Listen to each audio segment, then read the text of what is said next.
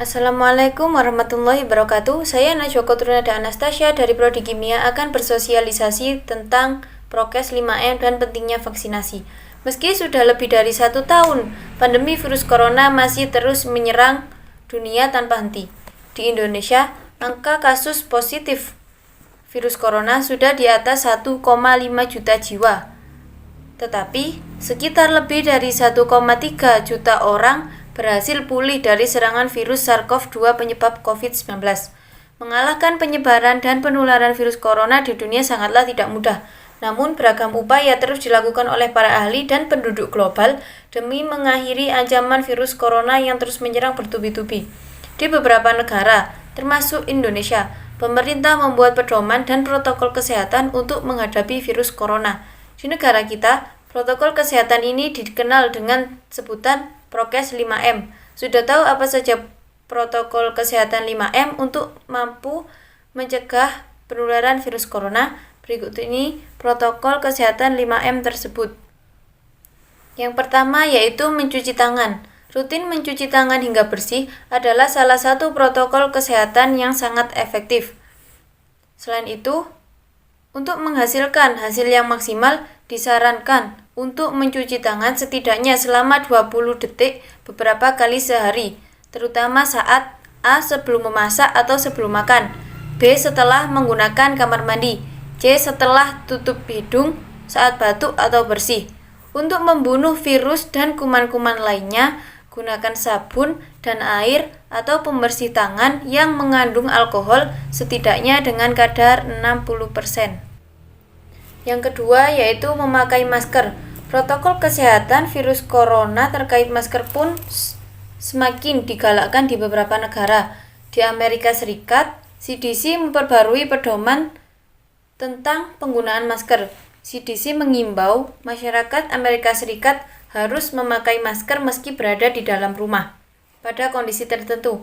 Menurut CDC, penggunaan masker di dalam rumah perlu dilakukan ketika A. terdapat anggota keluarga yang terinfeksi COVID-19, B. terdapat anggota keluarga yang berpotensi terkena COVID-19 karena aktivitas di luar rumah, C. merasa terjangkit atau mengalami gejala COVID-19, D. ruangan sempit, dan E. tidak bisa menjaga jarak minimal 2 meter.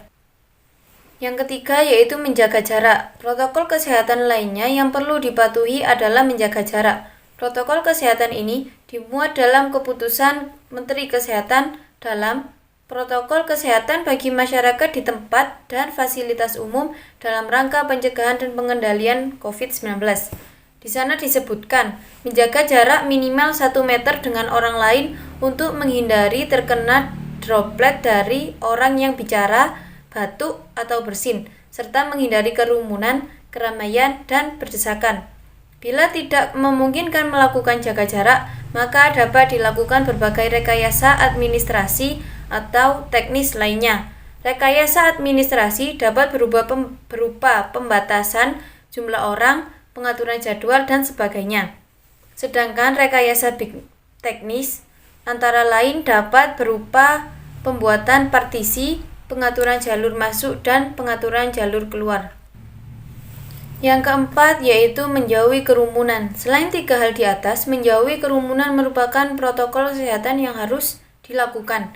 Menurut Kementerian Kesehatan RI atau Kemenkes, masyarakat diminta untuk menjauhi kerumunan saat berada di luar rumah. Ingat, semakin banyak dan sering kamu bertemu orang, maka kemungkinan terinfeksi virus corona pun semakin tinggi. Oleh sebab itu, hindari tempat keramaian, terutama bila sedang sakit atau berada di fase usia 60 tahun ke atas atau bisa disebut dengan lansia.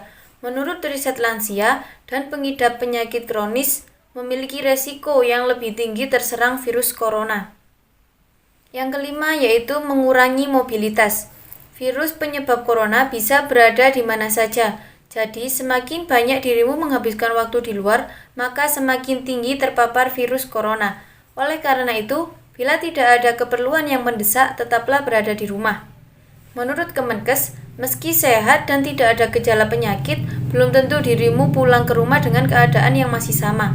Pasalnya, virus corona dapat menyebar dan menginfeksi seseorang dengan cepat. Maka dari itu, terapkan protokol kesehatan 5M untuk mencegah penularan dan penyebaran virus corona di Indonesia.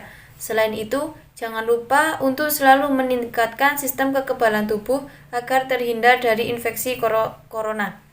Jika kamu atau keluarga memiliki gejala virus corona, silakan dengan cepat diskusikan dengan dokter untuk mendapat saran medis yang tepat. Selanjutnya yaitu tujuan dan pentingnya vaksinasi. Vaksinasi atau imunisasi bertujuan untuk membuat sistem kekebalan tubuh seseorang mampu atau mengenali dengan cepat melawan bakteri, virus penyebab infeksi. Tujuan yang ingin dicapai dengan pemberian vaksin COVID-19 adalah menurunnya angka kesakitan dan angka kematian akibat virus corona. Meskipun tidak 100% bisa melindungi seseorang dari infeksi corona, vaksin ini dapat memperkecil kemungkinan terjadinya gejala yang berat dan komplikasi akibat COVID-19. Selain itu, vaksinasi COVID-19 bertujuan untuk mendorong terbentuknya herd immunity atau kekebalan kelompok.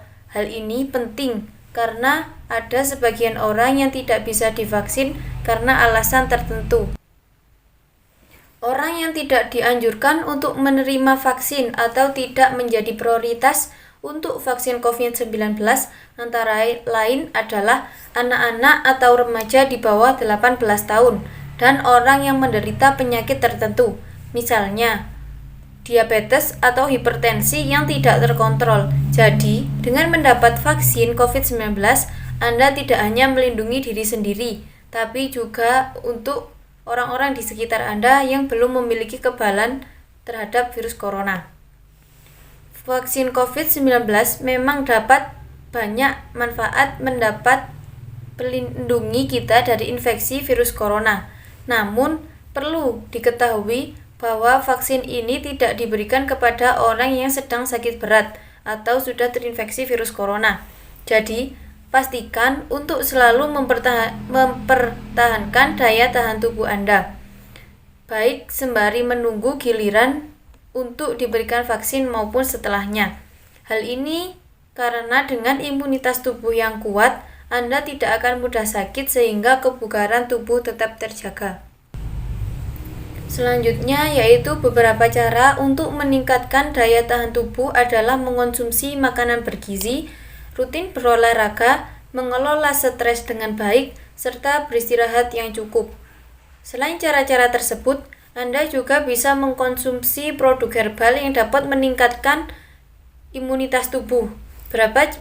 Beberapa jenis herbal yang kandungannya dipercaya mampu memperkuat daya tahan tubuh adalah meniran hijau, karena mengandung zat imunomodulator untuk memperbaiki sistem kekebalan tubuh yang lemah.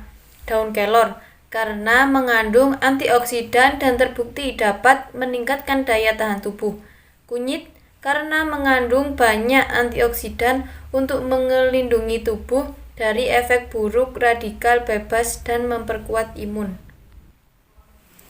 Di samping menjaga daya tahan tubuh, Anda perlu tetap menerapkan protokol kesehatan, baik selama menunggu giliran untuk divaksin maupun setelah mendapatkan vaksin. Sebisa mungkin hindari berpergian keluar rumah atau berkumpul dengan orang banyak. Vaksin COVID-19 diharapkan bisa menjadi solusi untuk menyudahi pandemi yang telah memakan banyak korban jiwa serta menumbuhkan aktivitas negara atau masyarakat. Dan partisipasi Anda dalam program vaksin ini sangat membantu untuk pemulihan kondisi negara kita. Mari sukseskan program COVID-19 untuk vaksinasi COVID-19 yang diberikan gratis oleh pemerintah untuk seluruh rakyat Indonesia. Apabila Anda masih memiliki pertanyaan seputar vaksin COVID-19, jangan ragu untuk berkonsultasi dengan dokter. Namun, setelah vaksin, tetap harus mematuhi protokol kesehatan. Berikut adalah 4 faktor penting melakukan faktor 5M meski sudah mendapatkan vaksin. Yang pertama yaitu sebuah penelitian tengah terbit dalam The New England Journal of Medicine menemukan bahwa perlindungan tidak dimulai hingga 12 hari sejak suntikan pertama vaksin. Yang kedua, dalam jangka pendek, vaksin memerlukan waktu guna mencapai kekebalan tubuh yang optimal. Yang ketiga yaitu keefektifan vaksin juga baru mencapai 52% beberapa minggu kemudian. Dalam seminggu setelah vaksin kedua, tingkat keefektifan mencapai 95%. Yang keempat, hingga saat ini belum ada vaksin COVID-19 yang terbukti 100% mencegah kita tertular COVID-19. Sekian dari saya, semoga bermanfaat. Wassalamualaikum warahmatullahi wabarakatuh.